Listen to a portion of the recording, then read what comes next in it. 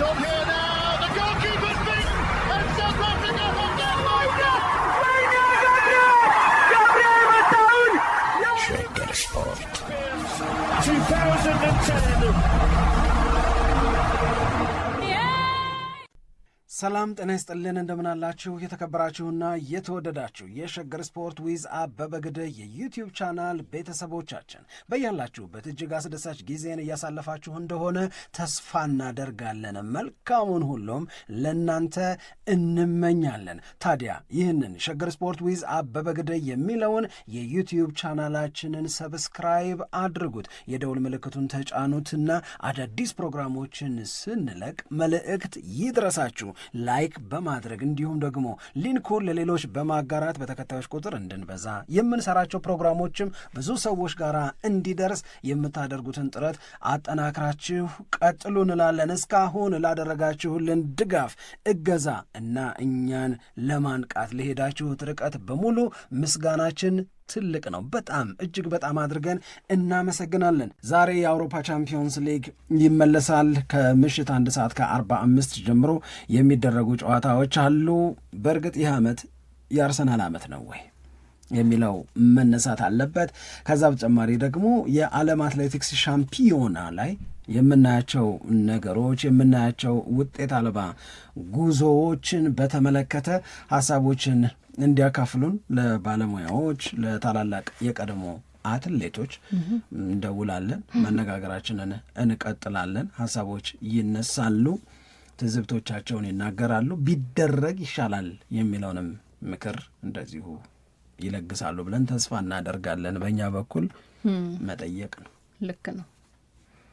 ያው አልተስተካከለም መፍትሄ አልመጣም ብሎ መነጋገር ማቆም አይቻልም ማለት ሁል ጊዜ መነጋገር መፍትሄ እስከሚመጣ ድረስ የተሻለ ሁኔታ ላይ እስከምንገኝ ድረስ መወቃቀስም ከሆነ መወቃቀስ ይቀጥላል።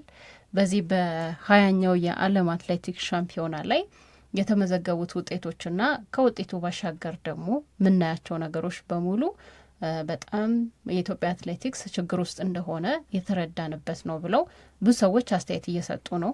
ያው ለአትሌቲክስ ያለው ስሜት ይታወቃል።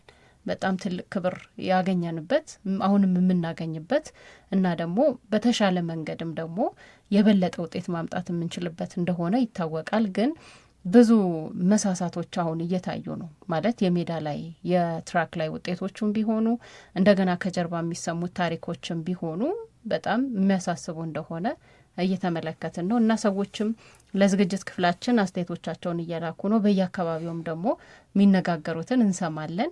ቁጭታቸውን እያየን ነው፣ እያደመጥን ነው። ስለዚህ ቅድምም በመግቢያችን ላይ ስንናገር ነበረ ሀሳቦቻችሁን ላኩ፣ ምንድን ነው የተሰማችሁ የሚለውን እና አሁንም እየላኩ ስለሆነ እሱን እናቀርባለን። ግን የባለሙያዎች አስተያየት ደግሞ በጣም ትልቅ ድርሻ ስለሚኖረው እዛም ላይ ትኩረት አድርገን እንነጋገራለን።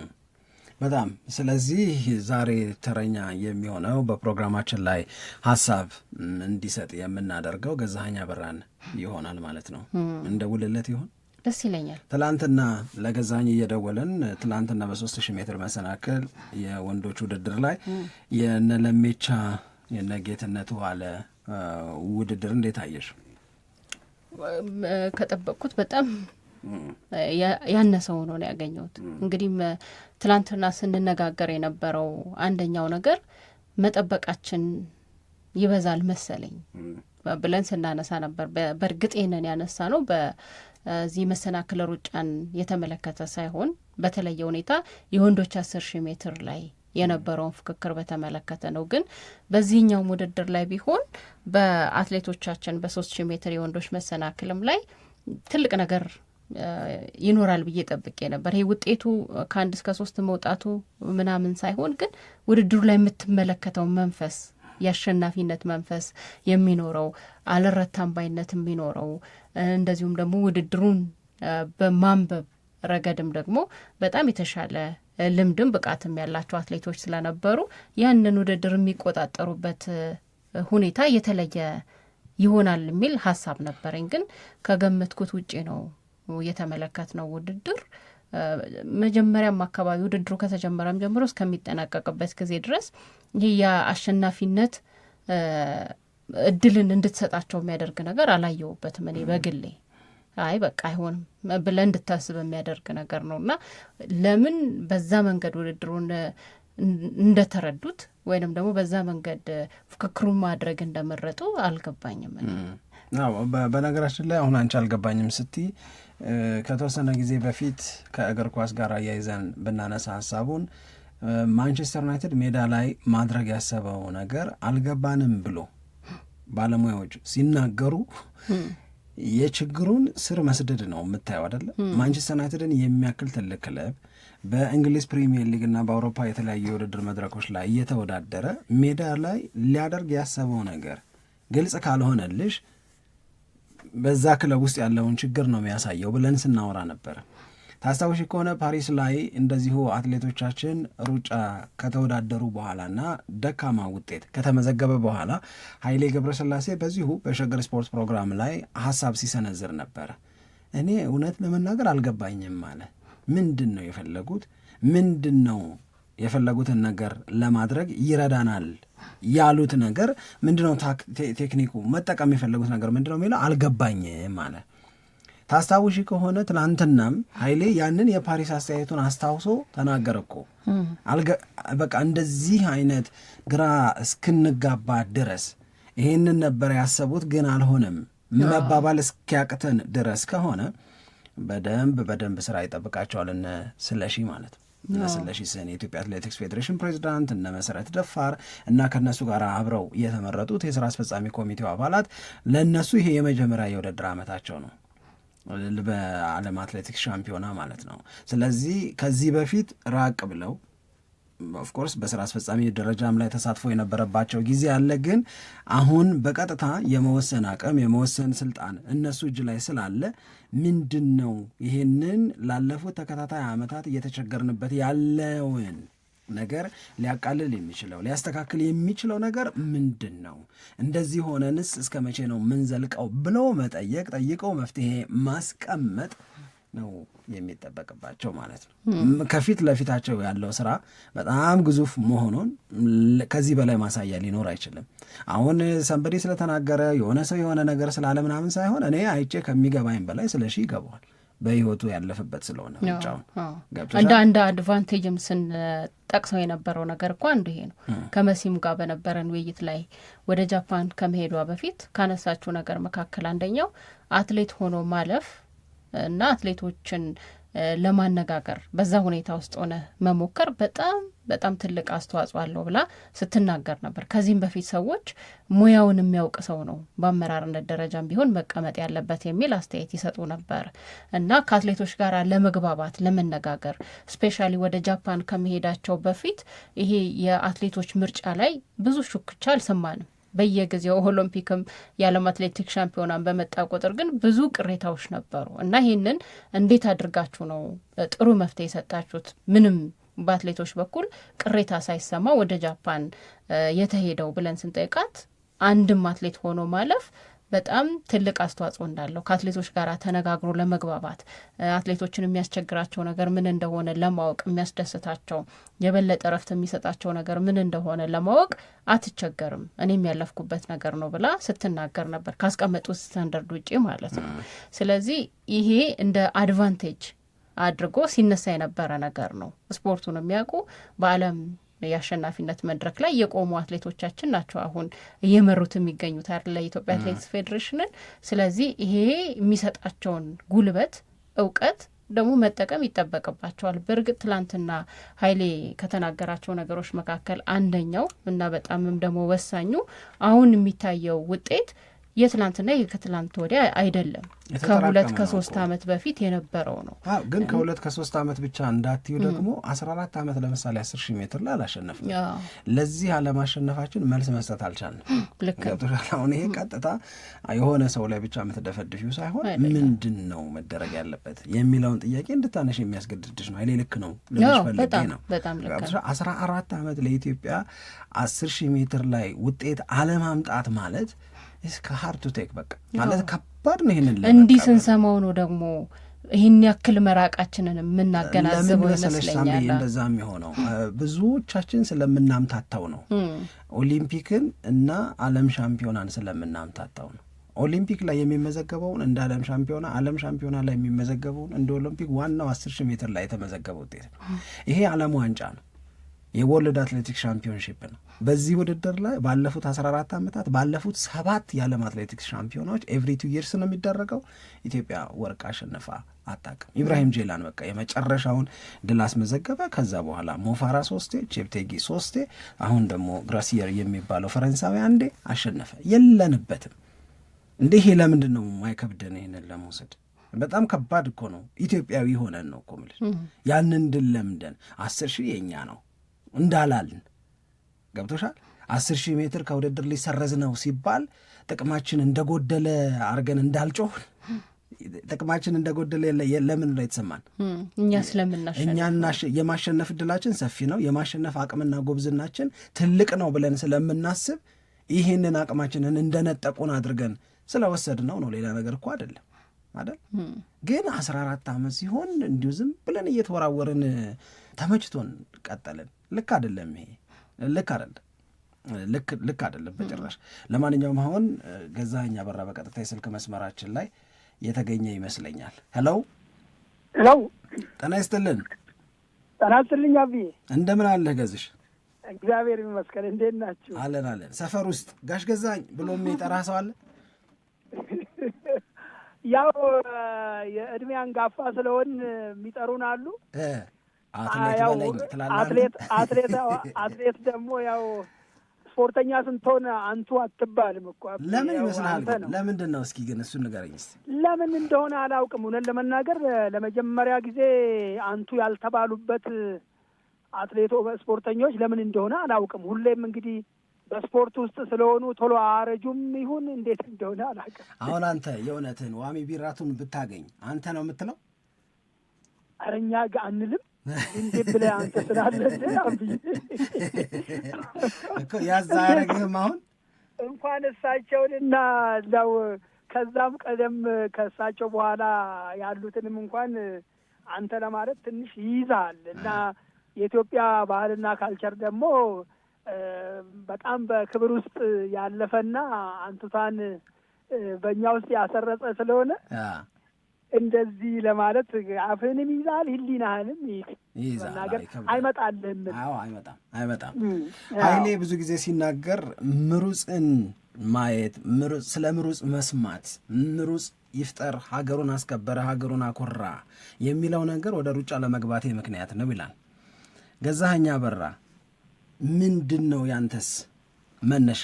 ማለት በቃ አንተ እገሌንማ መሆን አለብኝ የምትለው አትሌት ማን ነው? አቤ እኔ ልክ ድሮ 2ኛ ክፍል ተማሪ ሆኜ የእነ አበበ ቢቂላንና የማሞ ወልዴ ህብረተሰብ የሚባል መጽሐፍ ላይ የሰውነት ማጎልመሻ እሱ ላይ የእነሱ ገድል ከነ ፎቶዋቸው ነበረ እና በባዶ እግሩ እንደገና ደግሞ ማሞ ከዛ በኋላ ያለውን ነገር እየተማርን እንደገና ደግሞ በፈተናም ልክ መጥቶ መልስ እየመለስን ነው የተማርነው እና በዛን ሰዓት እንግዲህ ስፖርቱ አለ። በስፖርት ክፍለ ጊዜ ተማሪ ሆነ ተወጣለ ልጆች ሆነን ማለት ነው። ነገር ግን ሁሌም እኔም እንደምናገረው የእነ አበበ ቢቂላ ብንማረውም እኔ የጀመርኩት ከዚህ በፊት በተደጋጋሚም ስለምናገር ተናግሬም ስለሆነ በተደጋጋሚ በገጠር ደረጃ ውቂያ የሚባል አለ፣ እህል ትወቃለህ። እኔ ደግሞ 25 ኪሎ ሜትር ተመላልሼ እማር ነበረ። ደርሶ መልስ 25 ኪሎ ሜትር 8ና 7 ማለት ነው ስማር ኢተያ የምትባል ትንሽ ከተማና ስለዚህ የሆነ የፈረንሳይ ዜጋ የሆነ 21 ኪሎ ሜትር 1 ሰዓት ከ2 ደቂቃ ገባ የሚል ሰምቼ ነው እኔ በዛን ሰዓት 25 ኪሎ ሜትር ተመላልሼ እማር ነበርና ቤተሰብን እየረዳው ማለት ነው። እና ምን ይገርማል አባቴን አማከርኩ። እንዴት ወሰደበት ነው አንድ ሰዓት ከ2 ደቂቃ እንዴት ወሰደበት ብዬ ነው። ስለዚህ መኪና ተሸለመ ነው ያለው። መኪና ተሸለመ እንዴ መኪናው በዚህ ከተሸለመ ለምን ብዬ ለአባቴ ነገርኩ። ትችላለህ አሉኝ። የሚሆን አልመሰላቸውም እሳቸው። ከዛም በኋላ ጀመርኩል ትንሽ ከነ ኃይሌ እኔ ራቅ እላለሁ።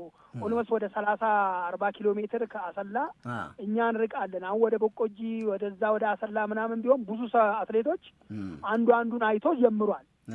ግን እኔ የጀመርኩት አንድ የፈረንሳይ ዜጋ በሬዲዮ በትንሽዬ ሬዲዮ ክምር ስራ አስቀምጠን የሰማሁትን ነው። በስፖርት ክፍለ ጊዜ እሱን የጀመርኩት። ከዛ ለጋሼ ነገርክ? ለአባትህ ነገርክ? ለአባቴ ነገር ምን አሉ እሳቸው? እሳቸውማ የሚሆን አልመሰላቸውም፣ የምቀልድም መሰላቸውና እንዴ አባዬ እንዴት 1 ሰዓት ከ2 ደቂቃ ፈጀበት እና እንደገና ደግሞ አሸንፎ መኪናም ተሸለመ። እኔ እኮ ከዛ በታች እኮ ነው እኮ መሮጥ እችላለሁ አልኳቸው። ብዬ ስል እንዴት እችላለሁ? ያው እሳቸው ማረግ አይመስላቸውም እና ያው ቤተሰብ አንዳንድ ጊዜ አጠገባቸው ሆነ እንድትረዳቸው እንጂ ስሜትህን ለመጠበቅ ያህል ነው ትችላለህ የሚሉት። ያህል ነው። ለምን ጥላቸው እንድትሄድም አይፈልጉም። ለምን ሁሌም እንድትረዳቸው ይፈልጋሉ። ቤተሰብ ያው የምታውቀው በተለይ የገጠር ቤተሰብ ማለት ነው። ስለዚህ እኔ በማግስቱ የሆነ ቁምጣ እና ሸራ ጫማ ገዛውና በማግስቱ እዛው ሰፈር ውስጥ መሮጥ ጀመርኩ። በቃ የመጀመሪያ ውድድር የት ነው ገዛኝ? የሚገርም ደግሞ አብዬ እዛው ፈረንሳይ ሄድኩ። የመጀመሪያ ውድድር ወደ ውጭ ሀገር ስወጣ ፈረንሳይ ሀገር ነው ሄድኩት። ሰውየውን ፍለጋ ነው የሚመስለው። እውነትህን ነው።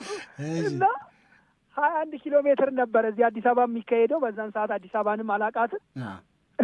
ከዛ መጥቼ 21 ኪሎ ሜትር ታይም ትራይ ነበረ። 2ኛ ወጣው። ብሔራዊ ነበር በዛን ሰዓት የነበረ ብሔራዊ ቡድን በጣም ከባድ ነው። ይህን የምልህ እንግዲህ የዛሬ 27 ዓመት ምናምን ነው ማውራ 88 አካባቢ ላይ እንደ ኢትዮጵያ አቆጣጠር። ስለዚህ አጋጣሚ ሆኖ ፈረንሳይ ነበረ ውድድሩ። ከ1 እስከ 5 ነው ምርጫው። ዓለም ዋንጫ ነው። 21 ኪሎ ሜትር ነው። ከዛም በኋላ ተመርጬ በዚሁ ሄድኩ። ከዛ ስመለስ ሙገር ክላስ አቅፌ እዛው ያኔ 21 ኪሎ ሜትሩን ለመጨረስ ስንት ፈጀብህ አንተ? አጋጣሚው በጣም መጥፎ ነበረ። ልክ ሁለቱም ብብቴ ስር ቡጉንጅ ወጣብኝ። ልክ ስሄድ 2 ሳምንት ሲቀረኝ መቅሰብ አልቻልኩም። 11ኛ ነው የወጣሁት። ነገር ግን ከ3 ነው የሮጥኩት። 1 ሰዓት ከ3 ደቂቃ እንደዛ ሞኜ ማለት ነው። አይ በጣም አሪፍ ነው። አሁን እንግዲህ ይኸውልህ እንደዚህ ባለ መንገድ የተጀመረ ሩጫ ለሀገር ብዙ ጥቅም ብዙ ክብር ማስገኘት ቻላችሁ። ኢትዮጵያዊ ሁሉም ቦታ ላይ ያለው ኢትዮጵያ ውድድር በሚኖራት ጊዜ በኦሎምፒክ ወይም በዓለም ሻምፒዮና ላይ ተወዳዳሪዎቻችን እንዲያሸንፉ ግዴታ የሚጥልባቸው ጀግኖች ናቸው ብሎ ስለሚያምን ነው። ከመጥላት መጥፎ ስሜት በመያዝ አይደለም። አኩሩን ነው፣ ሌላ ነገር አይደለም። ለምደናል፣ የለመድነውን ስጡን ነው። ይሄ ሲጎድል ደግሞ ቅር ይለናል። ያሁን ደግሞ አገራት እየተቀያየሩ ብልጫውን ሲወስዱብን የእውነት ለመናገር ያስከፋል፣ በጣም ያስከፋል። ለምን እንደ ልማዳችን መሆን አልቻልንም? ለምሳሌ 10,000 ሜትር ወንዶች ባለፉት 14 ዓመታት አንድም ወርቅ አላገኘንም። አስብ። ይሄ ኢትዮጵያዊ ሆነህ ለመቀበል በጣም የሚከብድ ሀቅ ነው፣ ግን እውነት ነው። 3 ጊዜ ሞፋር አሸነፈ፣ 3 ጊዜ ቺፕቴጊ አሸነፈ፣ ትናንትና ፈረንሳዊ አሸነፈ። ኢትዮጵያ ከ21 ሜዳሊያዎች 3 የብርና 2 የነሐስ ሜዳሊያ ያገኘች፣ ወርቅ የሚባል ነገር የለም። ይሄ ሲሆን እጃችንን አጣጥፈን ዝም ብለን የበለጠ ዝቅ እንድንል መፍቀድ አለብን ወይ? ስለምንል ነው እንወያይ፣ እንነጋገር፣ መወቃቀስም ካለ እንወቃቀስና ወደ ተሻለው ነገር እንምጣ ብለን የምንለው። አሁን ከአንተ ጋር በተያዘ የመጀመሪያው ጥያቄ ስለ ሁሉም ነገር ሀሳብ ብትሰጠኝ በጣም ደስ ይለኛል። ግን በዋናነት ማራቶን ላይ ብናወራ የወንዶቹን ማራቶን ተከታትለው ከሆነ ምንድን ነው ተወዳዳሪዎቻችን በሙሉ አቋርጠው ሊወጡ የቻሉበት ምክንያት ብለህ ገመገም? ካንተ ምንስ ስሜት ፈጠረብህ ገዝሽ? አቤ መቼስ እንግዲህ አንደኛችን ላይ ድንጋይ መወርወር ወይም የሆነ ነገር እኔ እንከን የለሽ ነኝ ስለዚህ ያኛው እንከን አለው ለማለት አይደለም። አንተም እንዳልከው ወደ መፍትሄ እንዴት እንምጣ የሚለው ነገር ነው። ችግሮች አሉ። ችግሮቹን የአፈታት አካሄድ ምን ይመስላሉ የሚለውን ነገር ማየት ነው የሚያስፈልገውና በጣም የሚያስቆጭ ነገር ነው። በተለይ በአሁኑ ደግሞ ትንሽ ያው ችግሮቹ በየጊዜው እየተባባሱ የመጡበት ሁኔታዎች አሉ። እኔ አሁን አትሌቶችን አጥተንም አይደለም ተተኪ አትሌቶችን የምናወጣበት አካሄዶች፣ አሰራሮች መፈጠር ነበረባቸው ከሚሉት ወገኖች አንዱ ነኝ እና ትላንትናም ፌዴሬሽኑን በተቀዳሚነት እኔም ውስጡ ነበርኩ። ነገር ግን የታገልኩትን ያልታግያለው ምንም ይሁን ምን እኔ ከኔ ምንም ችግር አልነበረውም ብዬም ልልም አልፈልግም። ችግሩ ትልቁ ነገር አሁን ለምሳሌ እኛ ዓለም ዋንጫና ኦሎምፒክ ቻሌንጅ የሚገጥመን የመጀመሪያው የአየሩ ጉዳይ ነው። የመጀመሪያው ሁሌም ኢትዮጵያ ውስጥ ክረምት ነው ዓለም ዋንጫና ኦሎምፒክ በሚካሄድበት ሰዓት። ነገር ግን አመራሩና እዛ ውስጥ ፌዴሬሽኑን የሚመራ ወይም ኦሎምፒኩን የሚመራ አትሌቱ የት ይዘጋጅ የሚለው ጉዳይ እንግዲህ ውስጡ ያለው ኮንሲኮንሱ መዓት ነው። የት ይዘጋጅ ብለን ስንል በቁርጠኝነት ተነጋግሮ የውስጥ አሰራሮቻችን አሉ፣ የዲሲፕሊን፣ የቴክኒኩ፣ የአጠቃላይ አለ። እነዚህን አትሌቶች የት እናዘጋጅ? ያሉንን አትሌቶች እውነት ለመናገር አትሌቶቻችን ከዓለም በታች የሚሆኑ አትሌቶች አለም ጀግኖች አትሌቶች አሉን። ግን እነሱን የት አዘጋጅተን ነው ለውድድር የምናበቃቸው የምንወስዳቸው የሚለውን ነገር ነው እና አሁኑ በገጠሙን ችግሮች እኔ ኳተት ወይም ሲንከባለል የመጡ ችግሮች ናቸው ብዬ አስባለሁ። እነኚህ ተንከባሎ የመጡት ችግሮች በተለይ ከቶኪዮ ኦሎምፒክ ጀምሮ በአንድ ወርቅ ከቶኪዮ የተመለስንበት እንደገና ደግሞ ከዛም በኋላ ደግሞ በባለፈው ደግሞ በፓሪሱም በአንድ ወርቅ የታገድንበት ዓለም ዋንጫ ላይ እንኳን እውነት ለመናገር ኦሪገንም ላይ የመጣው ውጤት በጣም ጥሩ ነበረ፣ መጥፎ አልነበረም። እውነት ለመናገር እኔ እዛ ውስጥ ስላለውም አይደለም። እኔ በተለይ በፊልድ የሰራኋቸው ስራዎች በሁለቱም ጾታዎች ወርቅ የመጣበት ሁኔታዎች ነው። በዛን ሰዓትም ችግር የለም ማለት አይደለም። አትሌቱን የት እናዘጋጅ የሚለው ነገር ተንከባሎ የመጡ ነገሮች ችግሮች አሉ። ነገር ግን እኔ በዋናነት ከመጀመሪያው ጀምሮ ከቶኪዮ ኦሎምፒክ ጀምሮ የነበሩት አልተገመገመም። ኦሎምፒክ አልተገመገመም። ፌዴሬሽኑ ሁላችንም የእያንዳንዳችን ማንዴት መውሰድ ነበረብን። ፌዴሬሽኑ የራሱን ማንዴት ችግሩን፣ ኦሎምፒክም እንደ ኦሎምፒክ ደግሞ የራሱን ችግር ክፍተቱን መውሰድ ከወሰድን በኋላ ደግሞ ማን ይገምግመው? ይህን ሁለቱ ተቋም የሚያገናኝ ድልድይ አለን፣ አሰራር አለን። ነገር ግን እነኚህን አሰራሮችን ገምግሞ ውጤቱ የጠፋበትን ምክንያት ማን ያስቀምጥ ብለን ስናስቀምጥ እንደኔ እሳቤ ሚኒስቴር መስሪያ ቤቱ ነው ብዬ እላለሁ። ሚኒስቴር መስሪያ ቤቱ ይህንን አልሄደበትም። እውነት ለመናገር በዛን ሰዓት የነበሩት ሚኒስቴር መስሪያ ቤቱን የሚመሩ ነበሩ። ነገር ግን ከዛም በኋላ ደግሞ እየተቀያየሩ የመጡበት ሁኔታዎች አሉ። እነኚህ ባልተገመገሙበት ተመልሶ ምን መጣ? የፓሪሱ የኦሎምፒክም መጣ። እንደገና ደግሞ የኦሪገኑም ነበረ። በተወሰነ መልኩ ዓለም ዋንጫ ላይ የሚታዩ ውጤቶች እኛንም አዘናግተውናል። በዛው ልክ ደግሞ ለውጤት መጥፋት እነዚህ ተቋማት ከላይ ሆኖ ገምግሞ ችግሮቻቸው ውፍት አድርጎ አውጥቶ የቱ ጋር ነው ያለው ችግር ብሎ አውጥቶ እኛም እንደ ፌዴሬሽን መቀበል ያለብንን እንደ ኦሎምፒክ ደግሞ ክፍተቶች መቀበል ያለባቸውን ሂስ ሰጥቶ መስመር ሰጥቶ የአሰራር አካሄዶችን ያለመዘርጋት ነበሩ። ነገር ግን አሰራሮች ስራ ላይ ያለማዋል ችግር ክፍተቱን አምጥቶ አሁን ይኸውልህ ዛሬ እንግዲህ በጣም ሁላችንም አንገት የደፋንበት እንደ ባለቤት በተለይ አቤ እውነት ለመናገር እናንተ የብዙሀን ህዝብ ጆሮም ናችሁ፣ ኢንፎርሜሽን ናችሁ። እኛ ደግሞ እንደ ስፖርቱ ቅርብ እንደሆን እንደ ባለቤት ደግሞ በጣም ስሜቱና ህመሙ እኛ ጋር ነው ያለው። ህዝቡ ውስጥ ስለምንሄድ ምን ሆናችሁ ስለምንባል እንደ ባለቤት ይመለከተናልና ቅስማችን የተሰበረው እኛን ነው ልፈልግ። ሁለት ነገሮችን ላንሳ ገዝሽ። አንደኛው የእውነት ለመናገር አሁን እናንተ ባላችሁበት እና ኃይሌ እና ቀነኒሳ እነ ስለሺ እናንተ በአጠቃላይ ሁሉም ታላላቅ የሚባሉት አትሌቶች እነ ገብረ እግዚአብሔርም ባሉበት ይሄ ችግር ለእኔ እንደ ችግር መወሰዱ ለእኔ በጣም በጣም በጣም ልቀበለው ይቸግረኛል። የምሬን ሀሳብ ነው የምሰጥህ። እኔ ለምሳሌ አየር ሁኔታ የምናውቀው ነገር ነው። ለምሳሌ ሁሌም የዓለም ሻምፒዮና በእኛ ክረምት ሊወጣ ሲል ወይም ክረምት ውስጥ ኦሊምፒክም ለእኛ አሁንም ሎስ አንጀለስ ለእኛ ተብሎ ለኢትዮጵያ ኢትዮጵያ ክረምት ሆነባት ተብሎ የሚቀየርልን ነገር የለም። ስለዚህ ራሳችንን አጀስት ማድረግ ለምንድን ነው ችግር የሚሆነው? ሙያተኞች አይደላችሁም ወይ? አሁን ለበጣም ብዙ ሌሎች ነገሮች አንዳንዶቹ ለማያሳምኑ ነገሮች የአገር ወጪ የምታወጡ ናችሁ። እውነት እንነጋገር ብዬ ነው ገዛኝ። ብዙ ለማያሳምን ብዙም ለማይጠቅም ግላዊ ለሆነ ነገር በጣም ብዙ ገንዘቦች ይወጣሉ።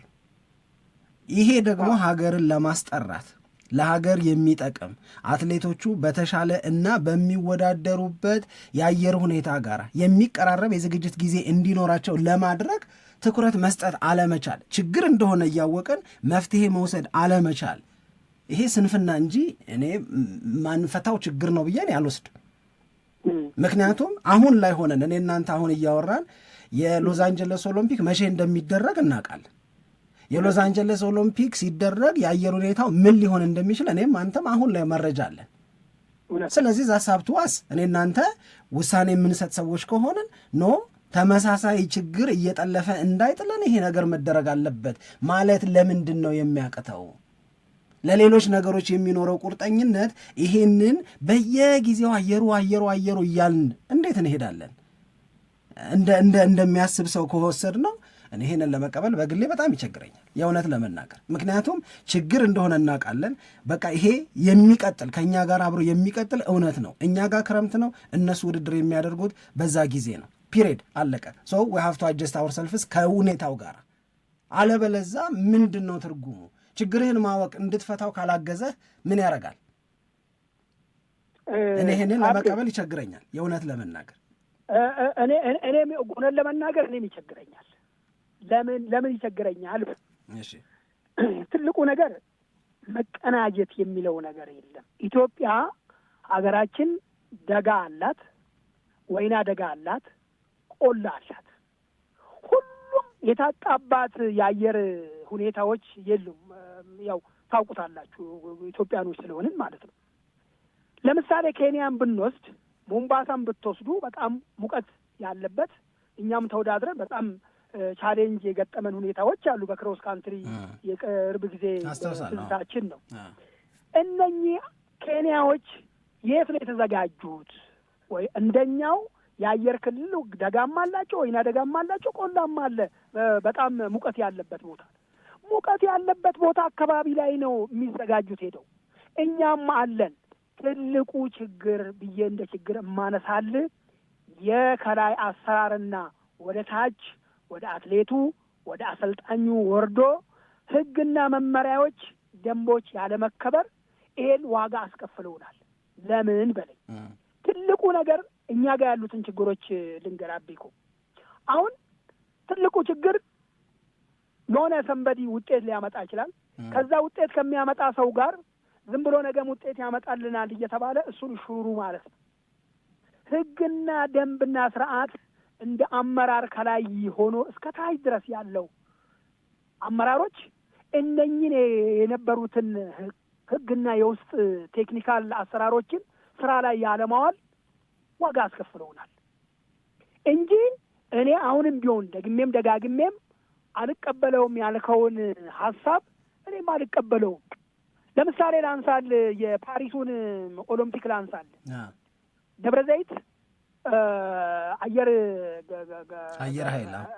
ኃይል ግቢ ውስጥ ትራክ አለ።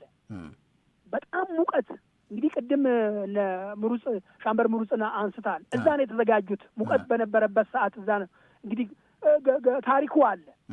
ግቢ ውስጥ ተፈቅዶልን እንደገና ደግሞ አስፋልት ወደ 40 ኪሎ ሜትር ዙር ያለ አስፋልት አለ እዛው ግቢ ውስጥ። በጣም ሙቀት ነው። ለምን ጎርጎድ ያለ ቦታ ላይ ስለሆነ አየር ክልሉ በጣም ሙቀት ነው ያለው። ሩቅ እንኳን ባንሄድ ወደ ታች ወደ ቆላው እንኳን ባንወርድ ማለት ነው።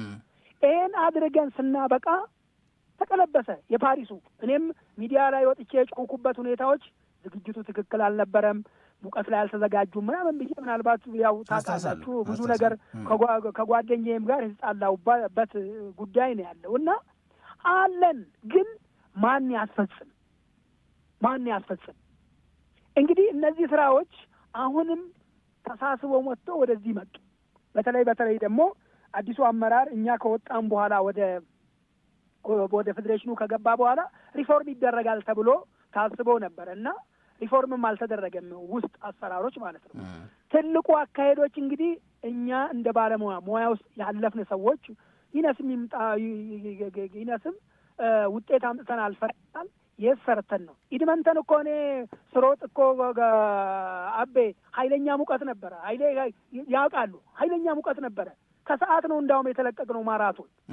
ግን የተዘጋጀንበት ቦታ ወርደን ታች ላይ ናዝሬት አካባቢ ላይ ዝግጅት አድርገናል። እዛ ቦታ ላይ ባንቀመጥ ማለት ነው። ስለዚህ ሙቀት ላይ ተዘጋጅተን ነው ሄደን ቻሌንጅ አድርገን አይተን እንደሆነ መጥፎ ውጤት አልነበረም የኤድመንተኑ ውድድራችን 2001 ማለት ነው። 2001 ላይ የራሴን ተሞክሮ ነው የምናገረው። ሙቀት ከሰዓት ነው በጣም ኃይለኛ ኮሚኒቲ ነበረ። እንደገና ወደ 30 ምናምን ፐርሰንት ነበረ ዲግሪ ነበረ እኮ። ስለዚህ አሁን እኮ የኔ ጥያቄ እኮ እሱ ነው፣ ግራ የሚያጋባኝም ይሄ እኮ ነው። የዛሬ 24 ዓመት ይሄንን አይነት ነገር ታሳቢ የሚያደርግ የነበረ ሀገር አሁን ይሄንን ማድረግ ለምን አቅም አጣ? ከ24 ዓመቱ በፊት የምናደርገውን ነገር ከ24 ዓመት በኋላ የበለጠ ማሻሻል፣ የበለጠ ማዘመን፣ የበለጠ ወደ ሳይንሱና ወደ እውነቱ መቅረብ ነው እንጂ የሚጠበቅብን ጭራሽ እንደ ግመል ሽንት ወደ ኋላ እንዴት እንሄዳለን? አቤ በተለይ ቅድም ተናግሬዋለሁ። ኦሎምፒክ ላይ ያሉት ችግሮች እንዳለ ዝግጅቱን እኛ ሙያውን ስራ ብንሰራም ዝግጅቱን የሚወስዱት እነሱ ናቸው። ወርደን ለመስራት የታጠፈበት ሁኔታዎች፣ ጣልቃ ገብነቶች፣ ምን ይስራ የሚለው ነገር በጣም ችግሮች አሉ። አሁንም ቢሆን እንደኔ እሳብ መቼስ የመቀር መጥቷል። ውጤት ተበላሽቷል። አገር እንደ የአገር ባንዲራ በዓለም አደባባይ ከፍ ብሎ እንዳይወጣ ሆኗል። ወደኋላ የምንመለስ ነገር የለም። ቅድም ተናግረዋል። አሁን የሎስ አንጀለሱም ቅርብ ነው፣ ነገ ነው፣ 2 ዓመት አካባቢ ምናምን ነው የሚቀረው። ስለዚህ ምን እናድርግ ብለን ስንል አሁንም እየታገልን ያለነው እኮ መቼስ የተወሰን ሙያ ውስጥ ያለን ሰዎች ይሄው አሰራሮች በጣም ሳንካ የሆኑ አሰራሮች ከውስጡ ወጥቶ ክሊር ይደረግ። ከላይ ያሉት ገምግመው ቀጥታ የእያንዳንዳችን የፌዴሬሽኑንም የኦሎምፒኩንም ገምግመው ሚኒስቴር መስሪያ ቤቱ እልባት ይስጥ ብለን ካል እኔና ኃይሌ በተለይ እኔና ኃይሌ ብዙን ጊዜ ቆይተናል። አሁንም ተከባለው መጥተው ይሄው ዛሬ የደረስንበት ሁኔታዎች ነው እና አልቀበለውም ያልከው ነገር እኔም አልቀበለውም። መስራት እንችላለን። ሁሉ አየር አለን። ወርደን መስራት ይቻላል። ትልቁ ነገር ዲሲፕሊን የሚባለው ነገር የውስጥ ቴክኒካል የሆኑ አሰራሮች አሉ። የውስጥ ህግና መመሪያዎች አሉ። እነኛ ህግና መመሪያዎችን ማን ያስፈጽም? የአትሌት ህግና መመሪያ አለ። የአሰልጣኝ ህግና መመሪያ አለ። እኛ እኮ በአደባባይ የሚደባደቡ አሰልጣኞች እኮ ነው ያሉን እኮ አቤ። ማን ነው አሁን አትሌቱ? እንግዲህ አንድ አሰልጣኝ በዛን ሰዓት በምንሰለጥንበት ሰዓት የአሰልጣኝን ንግግርና ሀሳብ እኮ ማንም እኮ የሚቀይር የለም እኮ ትክክልም ይሁን ሮንግም ይሁን እኛ በምንሮጥበት በምንሰራ። ዛሬ እኮ አትሌቱ እኮ ነው አሰልጣኙን የሚያዘው፣ አትሌቱ ነው አመራሩን የሚያዘው። እንዴት አድርገ ነው እንትን የምትለው? እና እነኚህ ህግና አሰራሮች ሊከበሩና ስራ ላይ ሊውሉ ይገባል። እነሱ ደግሞ እንዴት ይውላሉ? የበላይ ያለን የሁለታችንም ተቋም የበላይ አለ። እሱ በዳኝነት ላይ ሆኖ ሁላችንም ፌዴሬሽኑንም ኦሎምፒኩንም ገምግሞ አሰራሮች ይስተካከሉ፣ ከሄዶች ይስተካከሉ የሚለውን ነገር ከላይ ወደ ታች ማስረጽ አለባቸው የሚል ነገር አሁን እናንተ ሚኒስቴር መስሪያ ቤቱ ጣልቃ ገብቶ ሀገር እንደነዚህ ባሉ ውጤት ማጣቶች እየተጎዳች እንዳትቀጥል ማድረግ ያለበትን ነገር እንዲያደርግ ጫና ስታሳድሩ ነበረ። የሆነ ነገር አድርጎ ይገምገም ስትሉ ነበር። ብዙ ጊዜ ከሚኒስቴር መስሪያ ቤቱ ያው ሰዎች የሚቀያየር ቢሆኑም ተቋሙን እንደ ተቋም ማንሳት ግን እንችላለን። ምንድን ነበር የምታገኙት መልስ? የምናገኘው መልስ አቤ በጣም ቆንጆ ጥያቄ ነው ያነሳልኝ። እንግዲህ እኔና ኃይሌ እስከ መካሰስ ደረጃ ደርሰን እንግዲህ እስከ ሰበር ደረጃ ተደርሷል። ይሄ ነገር ሕግና ስርዓት ይከበር በሚል ነው እንጂ ሌላ ምንም እዛ ውስጥ ምንም የተለየ ጥቅም ኖሮንም አይደለም። አይመለከታችሁም የሚመለከታቸው ሰዎች እዛ ውስጥ ሆኖ አይደለም አይመለከታችሁም ተብለን ነው። ነገር ግን ወደ ሚኒስቴር መስሪያ ቤቱ በምንመጣበት ሰዓት እናስተካክላለን ነው። እነሱንም እኮ ደግሞ ሚኒስቴር መስሪያ ቤቱ እኮ ከሰናል እኮ ለምን ሕግና ስርዓቱን አላስከበራችሁልንም፣ ኃላፊነታችሁን አልተወጣችሁም ብለን ከሰናችኋል። ኢቭን እነሱን እንኳን ማለት ነው። ነገር ግን እነሱ አልፎ ተርፎ ሕግና ስርዓቱን ተከትሎ አብሶ አሁን እንግዲህ ሁሉም ፌዴሬሽኑም ኦሎምፒኩን 2 ተርም ነው ይመራል፣ ከተመረጠ ይመራል ተብሎ የሚባለው አቤ አሁን እኮ እንዳውም ጥናት ተደርጎ ለ3 ተርም ጥናት ተደርጓል ተብሎ በሚኒስቴር መስሪያ ቤቱ እየሰማን ያለናቸው ነገሮች በጣም የሚያሙ ነገሮች ናቸው። ይሄ 2 ተርም ራሱ ትክክል አይደለም ብለን በምናስብበት 3ኛ ተርም ለመመረጥ የሚሄዱት ሰዎች እዛ ውስጥ እንግዲህ ሁሉም ገብቶ መስራት ማየት አለበት። ሕግና ስርዓቱ መከበር አለበት። ስለዚህ ይሄንን አስከብሩልን ብለን ሚኒስቴር መስሪያ ቤቱ በተለያየ ጊዜ ሄደን ቢሮአቸው አንኳኩተናል፣ አናግረናል። ነገር ግን እናስተካክላለን ነው። ምንም ነገር እስከ ድረስ ምንም ነገር የሆነ ነገር ላይ የደረስንበት ምንም ሶሉሽን የለም። ይሄ ነው ችግሩ ያለው ችግር ማለት ነው። አሁን ሌላ አንድ ጥያቄ ልጠይቅህ። ቆይ እንደ ሀገር የምናነሳው ነገር እንቀጥላለን። ግን አንተ የማራቶን በጣም ጥሩ ተወዳዳሪ፣ ጎበዝ፣ ውጤታማ አትሌት ከመሆንህ አንጻር ያንተን ሀሳብ ስለ ትዕግስት አሰፋ መስማት እፈልጋለሁ። ምክንያቱም አንተ ከውድድር እንድትርቅ አስገድዶህ ያስቀረህ ጉዳት አኪሊስ ቴንደን ነው አይደለም? ልክ ነው። እሷም በተመሳሳይ አይነት ችግር ውስጥ ገብታ መሮጥ አይደለም በመደበኛ ህይወት ውስጥ ወክ ለማድረግ እንኳን ልትቸገር የተቻለሽ አይነት ነገር ከተነገራት በኋላ በዛ ሁሉ ውጣ ውረድ አልፋ አሁን የደረሰችበት ደረጃ ከደረሰች በኋላ እኛ የምናየው ነገርና አንተ የምታየው ነገር በህይወት ውስጥ እንዳለፈ ለአንተ የበለጠ ትርጉም ይሰጥሃል። ትዕግስት አሰፋን እንዴት ትገልጻታለህ ገዛኸኝ? እኔ ትዕግስት አሰፋን የምገልጻት አቤ እንደ አንድ ጀግና አትሌት ከምንም በላይ በተለይ አትሌቲክስ ትዕግስት ይፈልጋል፣ ጊዜን ይፈልጋል፣ ብስለትን ይፈልጋል። እሷ የታመመችበት የዛሬ 5 እና 6 ዓመት በፊት የነበሩት ነገሮች ከዛም በኋላ የመጣች ልጅ ነች። እቺ ልጅ ህመም ላይ ነበረች። ከህመሟ አገግማ ፊልዷን ቀይራ ወደዚህ መጣ ይህን የመሰለ ውድድር ተወዳድራ አይታል። አንገት ለአንገት እኔ ኤድመንተን ላይ ከኬንያው ጋር ከእሷ ጋር እሷ እንዳደረገችው ነው። ትራኩ ላይ ነው ኬንያውን የቀደምኩት አይታችሁ እንደሆነ አዎ። እና ትራክ ላይ ነው እና ኮምፒውተሩ እንዳውም እዛ እንትን ላይ የኔ ስም አንስቶ ነበር አሉ። ለምን ይሄኛው በሴት በዛን ሰዓት ደግሞ በወንድ ሁለታችንም ሀገሮች ሲፋለሙ ማለት ነው። ልጅቷ ቴክኒክ ትጠቅማባታለች።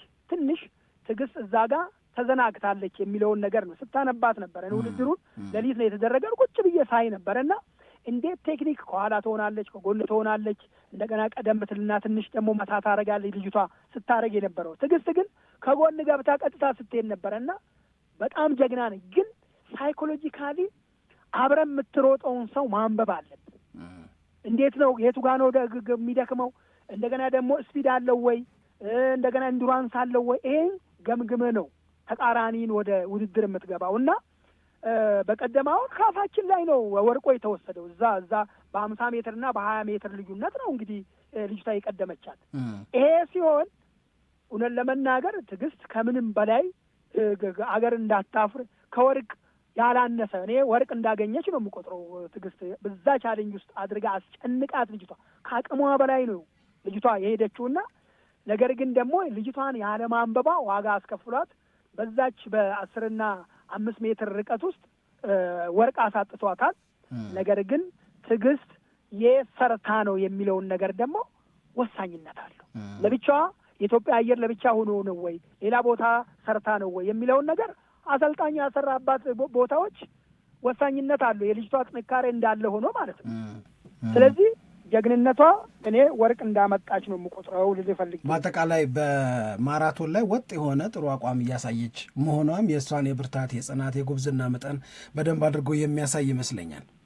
እውነት ነው፣ ምንም ጥርጥር የለም። አቤኮ ተመሳሳይ ነው። ኦሎምፒኩ ላይ አይተህ እንደሆነ በዛ ርቀት ፊኒሽንግ ላይ የተቀደመችበትና ተቀደመች የማይባል በቃ ይሄ ስፖርት ማለት እኮ መቼስ አንዱ ነው ክሩን የሚቆርጠው። ነገር ግን ሁሉም ክር ለመቁረጥ ነው የሚገባው፣ 2,000 ነገር ግን ደግሞ እሺ አንድ ጥያቄ ልጠይቅ ገዛኝ፣ የዋናው ተሳትፎ ነው የሚለውን ሀሳብ ትቀበለዋለህ እንዴ አንተ?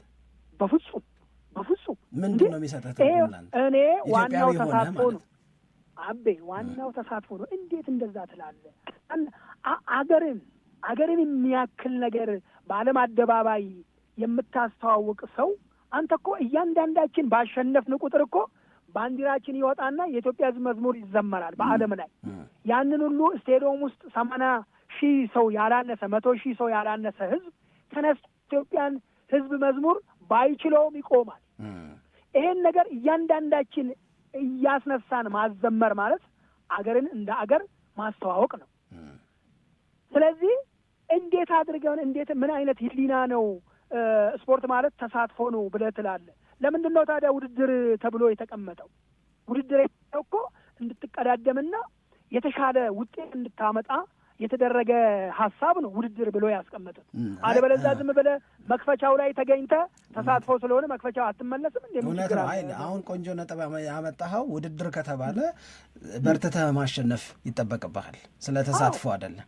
ግን ደግሞ ለኢትዮጵያዊ ሲሆን ደግሞ ይሄንን አባባል ለመቀበል የበለጠ ሊከብደን ይገባል ከሚሉት ወገን ነኝ እኔ። ለምሳሌ አበበ ቢቂላ ያንን የመሰለ ታሪክ በሰራበት ሀገር ከዛ በኋላ ኃይሌ፣ ቀነኒሳ፣ ገዛኸኝ አበራ፣ ደራርቱ ቱሉ፣ መሰረት ጥሩነሽ፣ ገብረ እግዚአብሔር፣ ስለሺ፣ ወርቅነሽ እንዲህ እያለን የምንጠራቸው ተወዳዳሪዎች ትልልቅ ታሪክን በሰሩበት ሀገር እነ ምሩጽ ይፍጠር እነ ማሞ ወልዴ ድንገት ተነስተህ ዋናው እኮ ተሳትፎ ነው ብለህ አይከብድም? በጣም የሚከብድ ስለሚመስለኝ ነው የአንተን ሀሳብ መስማት የፈለግኩት። መክበድም ሳይሆን ይሄን ቃላት መጠቀም ራሱ ከባድ ነው። አንተ እኮ አሁን እኮ ስፖርት ማለት እኮ ተሳትፎ ተብሎ እንዳው ቃሉን ተሳትፎ የሚባለው ቃል ለሌላ ቦታ መጠቀም እንጂ ስፖርት እኮ ቢዝነስ ሆኗል እኮ አቤ። ስፖርት ማለት እኮ ቢዝነስ ሆኗል። እኛ እኮ ያገኘነውን ነገሮች እኮ አገርን በማስተዋወቅ በስተጀርባ ያሉት እኮ ቢዝነሶች ኃይሌን መሳል እሱን ያክል እንትን ባንልም በተለያየ ቦታ አትሌቶች ይዞ የመጡትን ቢዝነስ ሆኖ በቢዝነስ ውስጥ ተካቷል። እንዴት ተሳትፎ ትላለህ? እዛ ቦታ ላይ አገርን የመለወጥ አገርን የማስተዋወቅ ራስን የመለወጥ እንደገና ይዘህ የመጣውን ገንዘብ እዚህ ቦታ ላይ አፍሰህ የሆነ ነገር ሰርተህ በስሩ ሰራተኞችን ቀጥረህ ማሰራት፣ ይሄ እኮ ኢሜጁ ከባድ ነው ሰፋ አድርገህ ስታየው። ስለዚህ ተሳትፎ የሚለው ነገር ከዚህ ጋር ሲያያዝ በጣም የማይመጥን ቃል ነው እና እኔም ሰምቻለሁ። እኔ ጉነን ለመናገር በጣም ከባድ ነው። ለዚህ ነው እኛ አሁን ለምሳሌ ስራ ውስጥ ለምሳሌ ተወዳዳሪ ሆነን በውስጥ ያለፍን ሰዎች ተሳትፎ ነው አንልም። ይሄን ቃል ካፋችን አይወጣም። ለምን? አግኝተንበታል። ለምን? ራሳችን አሻሽለንበታል። ለምን? አገርን ኢሜጅ ቀይረንበታል። ለምን? አምጥተን ራሳችንን ማሻሻልን ብቻም ሳይሆን በእኔ ስር ያሉት 200 እና 300 ያላነሳ ሰራተኞችን ቀጥሬበታለሁ። ከዛ ያመጣሁት ተሳትፎ ከሆነ ግን እንዴት አድርጌ ነው ይሄን ሁሉ ትልቅ ነገር መስራት የምችለው? ስለዚህ በአትሌት አፍ ይሄ ቃል አይነገርም። ለዚህ ነው የቄሳርን ለቄሳር ስጡ ብለን የምንለው። ለምን? በዚህ ውስጥ ያላለፉ ሰዎች ናቸው ይህን ቃል የምጠቀሙት ለማለት። እሺ፣ ሌላ ጥያቄ። አሁን አንተ በኢትዮጵያ አትሌቲክስ ፌዴሬሽን አመራር ውስጥ አልፈሃል። አንዳንዴ በሚዲያ ባለሙያዎች ወጥተው ሀሳባቸውን ሲገልጹ የአሰራራችሁን ልክ አለመሆን ሊናገሩ ይችላሉ። መወቀስን ልክ አይደሉም መባልን እንደ መጠላት ነው የምትወስዱት? እንዴት ነው የምትረዱት? እስኪ እሱን ንገረኝ አቤ። እኔ ለመሰለ ኩርፊያዎች ስለማይ ቅሬታዎች ምናምን ስለማይ ግራ ስለሚገባኝ ነው። እውነት ነው። ለምሳሌ እኔ አሁን ይነስሚ ብዛም በሆቴል ኢንዱስትሪ ላይ እኔና አልፏ ተሰማርተናል። ይሄ ሆቴል ኢንዱስትሪ የእኛ ስራ አይደለም፣ የእኛ ሙያ አይደለም። ሙያችን ስፖርት ነው፣ በስፖርት ውስጥ ያለፍ ነው። ነገር ግን ደግሞ ይሄን ሙያ ሙያ ያላቸውን ሰዎች እዚህ ቦታ ላይ አምጥተን ነው የምናሰራብን። ስናሰራ እዛ ሙያ ውስጥ ጣልቃ ገብተን መፈትፈት የለብንም። በሙያ ስለሆነ የሚሰራው ከላይ ሆነ ግን ፎሎ አፕ ታደርጋለህ። ክፍተቶች ካሉ እነኚህ ባለሙያዎች እነኚህ በሆቴል ኢንዱስትሪ ዲግሪውን ማስተሬቱን የተቀበሉ ሰዎች ሆቴሉን ሊድ ሲያደርጉ አይ ገዘኝ እንደዚህ ይሄ ነገር መስተካከል አለበት ብሎ ሲሉኝ በራሴ ተቋም እኮ ነው የምልህ ብሎ ሲሉኝ እንጂ ማኩረፍ የለብኝ። ለምን ለተሻለ ገንዘብ አንተን የበለጠ ተቋማና ትርፋማ ለማድረግ ነው። ለምንድን ነው እኔ እንትን የማደርገው? የኔን ክፍተት እኮ ነው የሞሉት።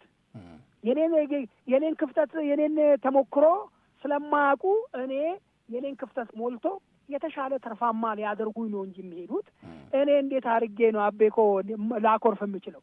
በዚሁ ልክ እኛው ለምሳሌ ሩጫ ላይ ያለን ሰዎች እኩል ችሎታ ላይ ሊኖርን ይችላል። በሩጫው እኔ ኃይሌ የሚሮጠውን ሩጫ እኔ ላሮጥ እችላለሁ። ኃይሌ ጋር ያለው በጣም ጥሩ የሆነ ብርታትና አካሄድ እኔ ጋር ላይኖር ይችላል። ነገር ግን ደግሞ እኔ ጋር ያለው እሱ ጋር ላይኖር ይችላል። ኃይሌ ሲነግረኝ እንዴት እኔ አኮርፋለሁ? ገዛኝ በዚህ ጉዳይ እንዲህ ይሄ ቢስተካከል ብሎ ኃይሌ ሲመክረኝ አንደኛ ታላቄ ነው፣ በህይወት ተሞክሮም እሱ የተሻለ ነው ከኔ። ስለዚህ እሱ የተሻለ ሆኖ እንዲህ ነው ብሎ ሲለኝ ሊነቅፈኝ ሳይሆን ወደ ተሻለው ማማ ሊያወጣኝ እንጂ የእሱን ሀሳብ መቀበል ግድ ይለኛል። ወደ ኩርፊያ መምጣት የለብኝም። እነኚህ ክፍተቶቻችን ማናችንም እኮ በምንሰራው ስራዎች ላይ የችግሮች የአፈታት ዘዴዎችን መፈለግ እንጂ በየትኛው ወደዚህ ዓለም የመጣ ሰው ሁሉ እኮ ችግር አለ። ግን ችግሮቻችንን እንዴት ነው መፍታት ያለብን፣ በምን ልክ ነው ተቀብለን መፍታት ያለብን የሚለውን ነገር ማየት ነው። በስፖርቱም ብቻ አይደለም። እንደዛ ስትለው የበታችነት የሚሰማቸው ሰዎች ሊኖሩ ይችላሉ። ይሄ ለእኔ ድክመት ነው እንጂ ጥንካሬ አይደለም። ከኔ መቀበል እሱ ጋር ያለው ወይም እሷ ጋር ያለውን ጥንካሬ ማሳደግ፣ እኔ የምነግረውን ነገር ደግሞ እንደ ተሞክሮ ተቀብሎ እንደ ግብአት እኮ ነው። እንደ ግብአት ወስደው ከአመንክበት ትሰራበታለህ፣ ካላመንክበት ደግሞ ልዩነትህን ይዘህ ትቀጥላለህ። አላስካል በቃ ትልቁ ነገር ይሄ። አሁን በቶኪዮ አዘንን። ኢትዮጵያ ማግኘት የሚገባትን ክብር ሳታገኝ ቀረች። ፓሪስ ላይ እንደዛው ነበር። ብዙ አወራን፣ ብዙ ተነጋገርን፣ ብዙ ተወቃቀስን፣ ግን ብዙ መለወጥ አልቻልንም። ለዛ ነው ትላንትና ስንነጋገር እኔና ሳምሪ አንድ ያነሳነው ሀሳብ በቃ የወሬ ሰዎች ሆንን ወይ የወሬ ሀገር ሆነ ወይ ይሄ ሀገር የታወቀውን ችግራችንን ፈተን ተለውጦ መቅረብ እንደሚቻል ማሳየት ለምን አቃተን ብለን ስናነሳ ነበር። እምሰጋው ኃይሌም ትላንትና ሲል የነበረው ነገር አሁንም ሎስ አንጀለስ ቅርብ ነው። ቅድም እንዳልከው ከውድድሩ በኋላ በተመሳሳይ ችግሮቻችን ብለን ይሄንኑ ነጥብ የምናነሳ እንዳንሆን ገዛኸኝ አበራ ምን ይመክራል? በጣም ጥሩ ጥያቄ ነው። ገዛኸኝ አበራ የሚመክረው አሰራሮች መስተካከል፣ ችግሮች ፍንትው ብሎ አውጥቶ በጠረጴዛ ዙሪያ መነጋገር። አትሌት አላጣንም፣ አትሌቶች አሉን። እስከታች ድረስ ያሉትን አትሌቶች እንዴት እናወጣለን የሚለው ነገር እንዳለ ሆኖ ነገር ግን እዚህ አመራር አካባቢ ያሉት ዝም ብሎ የሚንቀዋለሉ ችግሮች መቼስ ሁሉም ህግ አለው እኮ ህግ አለው። እነዚህ ችግሮች በመጡ ቁጥር ተጫዋጩኸን አቤም በሚዲያ እኔም ሚዲያ ላይ ገብቼ እንዲህ ነው አሰራሩ እንደዚህ ነበረ እንዲህ መደረግ ነበረበት የምንለው ነው። ያለፉት ነገሮች አልፏል። ከአሁን በኋላ ያሉት ነገሮች እንዴት እናስተካክል የሚለውን ነገር ዛሬ ነው መጀመሪያ ያለብን። አሁን ለምሳሌ ኦሎምፒክ እንግዲህ 2 ዓመት አካባቢ ቀርቶታል ብለናል። ስለዚህ ኦሎምፒክ አካባቢ ያሉት ችግሮች ምንድን ናቸው? ፍንትዋ አድርጎ ሚኒስቴር መስሪያ ቤቱ ይሄንን መገምገም የለበትም ወይ የሚለውን ነገር እንደ መንግስትም ውስጥ ጣልቃ መግባት አለበት። ለምን የመንግስትም የሀገሩም ኢሜጅ ስለሆነ የሚጠፋውም ጥሩም ሲሆን ደግሞ በዛው ልክ የሚነሳው እጁን ማስገባት አለበት። ምንድን ነው የያዛቸው? በተለይ እኔ እውነት ለመናገር ምናልባት እኛ እንደ ፌዴሬሽን እንደ ኢትዮጵያ አትሌቲክስ ፌዴሬሽን እና ኦሎምፒክ ያለን ድልድዮች አሉ። ከዚህ በፊት ተናግረነዋል። ነገር ግን እነኝን ሁለቱ ተቋማት መፈተሽ አለባቸው። አሰራሮቻቸው መፈተሽ አለ። ከተፈተሹስ በኋላ ስራ ላይ ማዋል አለባቸው። ህግና ስርዓቱ መከበር አለበት። ለዚህ እኮ ነው እኮ እኛ ምን አቤ እኮ ምን የተለየ ነገር አግኝተን ነው መቼስ እንግዲህ ለጠበቃውም ለምኑም ገንዘብ አውጥተህ ነው ፍርድ ቤት የምትሄደው። እኔና ኃይሌ ፍርድ ቤት የምንሄደው ምን የተለየ ነገር አይተን ህዝቡ ስላለን በዚህ መንገድ ስላለፍን ህዝቡም ከኛ ወቀሳውን ወደኛ ስለሚያቀርብ ስለዚህ ይሄ ስለሚያመንም ጭምር ነውና ህግና ስርዓቱ መከበር አለበት ብለን የምንለው። በተለይ በሙያ ውስጥ የሌሉ ሰዎች እኛን እንደ አትሌት እያከፋፈሉ አንዱን ሁለቱ ወደዛ እየወሰዱ እነኛ ወደዚህ ማሟገት ይሄ ወደዛ ማሟገት እሱ መጥቷል። ይሄንን ደግሞ የሚዳኘው ሚኒስቴር መስሪያ ቤቱ ነው። አቤ እናንተ መናገር ያለባችሁ ይቀመጡ ይናገሩ። እስቲ ኃይሌና ገዛኸኝ ፍርድ ቤት የሄዱት ለምንድን ነው ይበል እስቲ ሚኒስቴር መስሪያ ቤቱ ለምንድን ነው የሄዱት? እውነት ነገር ስላላቸው ነው ወይ ዝም ብሎ ሰውን እንዳውጠልተው ነው ወደዛ የሄዱት ብለው ይበሉ። እንዴ ትናንትና ያለቀሱ ጓደኞቻችን ህግና ስርዓት አልተከበረም ብለው እኮ አልቅሰው ብሎ በአደባባይ የወጡ ጓደኞቻችን እኮ ናቸው ከነዚህ ከህግ ወጥ ብለን ካልናቸው ሰዎች ጋር ጎን የቆሙት። እንዴት አምም አቤ ነው ምን እንዴ ምንም ይሁን ያማል እኮ እንዴት አድርገን ትናንትና የፈረጅከው ትክክል አይደለም ያልከውን ሰው መልሰህ ትክክል ነው ብለህ ከሱ አጠገብ የምትቆሙ? እውነትም እስቲ ገዛኸኝና ኃይሌ እቺ እውነት በእርግጠኝነት ለምን የፈለገ ነገር አይመጣም? በእውነታው ነገር ካሌለ እኛ እንተዋለን። በዚህ መንገድ ውጤት የሚመጣ ከሆነ ግን አይደለም፣ ችግሮች አሉ። እዛ ውስጥ ገብተን እንዲህ ነው ብለን በዚህ ሚዲያ ላይ መናገር አንችልም። ነገር ግን ከላይ ያለ አሰራሮች አሉ። እኛም አለቆች ይኖሩናል። እንደ ተቋም አንዱ ተቋም አንዱን ሊድ ያደርጋል። ስለዚህ ሚኒስቴር መስሪያ ቤቱ አሁንም ቢሆን እየሄደበት የተባለው ነገር ነገም ተነገ ወዲያም ዛሬ አሁን ዓለም ዋንጫ አለቀ እንመጣለን ሆይ ሆይ ይባላል ለአንድ ሁለት ሳምንት በኋላ እኔም አንተም እንተዋለን። ነገ ይቀጥላል። ይሄ አሰራሮች እኔ አሁን ሚኒስቴር መስሪያ ቤቱ የሚመለከታቸው አካላት የሚሰሙ ከሆነ እኛ እየሄድንበት ያልነው ነገር እኛ ብቻ ሄደን እንዲህ እናድርግ አይደለም። አሰራሮች በትክክል ይፈጸሙ ነው። መመሪያዎች በትክክል ይፈጸሙ ነው። ህጎች ይከበሩ ነው። ለምንድን ነው ህገ ወጥ የምንሆነው ነው። ስለዚህ በዚህ ልክ ሚኒስቴር መስሪያ ቤቱ ሁለቱንም ተቋማት ሀይ ብሎ ያለውን ነገር ቁልጭ አድርጎ ጠረጴዛ አያስቀምጦ አንተ ይሄኛውን ልክ አይደለም በቃ ብሎ ማስተካከል አለበት የሚለውን ሀሳብ ነው ያለኝ። በጣም እናመሰግናለን ገዝሽ። ክብር ይስጥልን ነው ምንድነው። መልካም ቀን ይሆንልህ። በቀጣይም በምናደርጋቸው ውይይቶች ላይ ጥያቄዎች ካሉ መጋበዛችንን እንቀጥላለን። ለዛሬ ግን በጣም እናመሰግናለን። አሚን አቢኮ አሚን። ቴንክ ዩ።